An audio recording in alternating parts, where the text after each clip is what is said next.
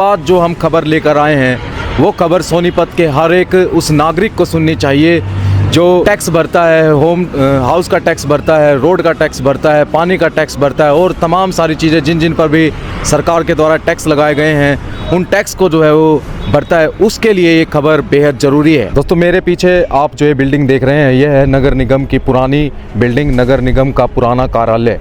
और मैं आपको बता दूं कि साल 2018 में नए नगर निगम कार्यालय का काम शुरू हो चुका है, जिसको पहले 52 करोड़ रुपए प्रोजेक्ट 52 करोड़ रुपए के साथ तैयार किया जाना था। उसके बाद जब 52 करोड़ रुपए खर्च हो जाते हैं फिर जो है 8 करोड़ रुपए और मंजूरी मांगी जाती है नगर निगम कार्यालय की तरफ से, फिर वो प्रोजेक्ट हो जाता है 58 करोड़ रुपए का।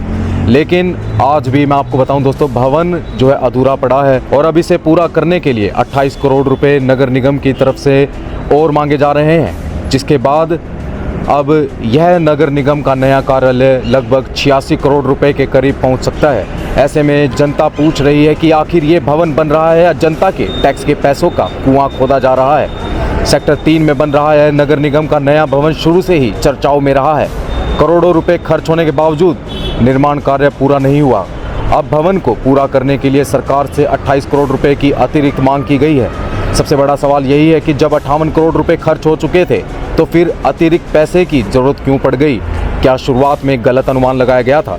क्या निर्माण कार्य में खामियां रही या फिर कहीं ना कहीं जनता के पैसों का सही इस्तेमाल नहीं हुआ?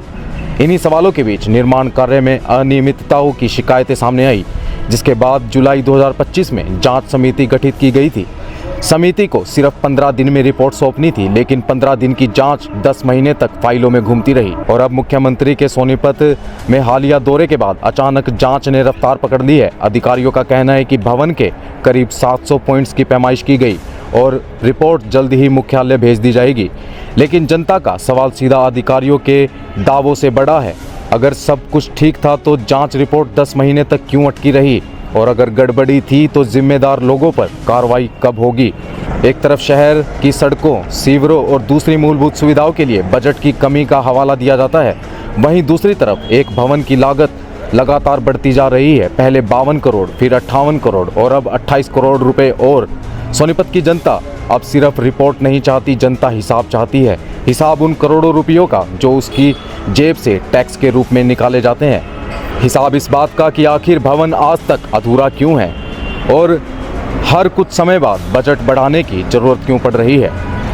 आप लोगों की इस पर क्या राय है, कमेंट कर जरूर बताएं। तस्वीरें आपको दिखा पा रहे थे सोनीपत के नगर निगम कार्यालय के बाहर से। कैमरामैन बलदेव के साथ मैं हूं आशीष कुमार और आप देख रहे थे SNA न्यूज़ सोनीपत।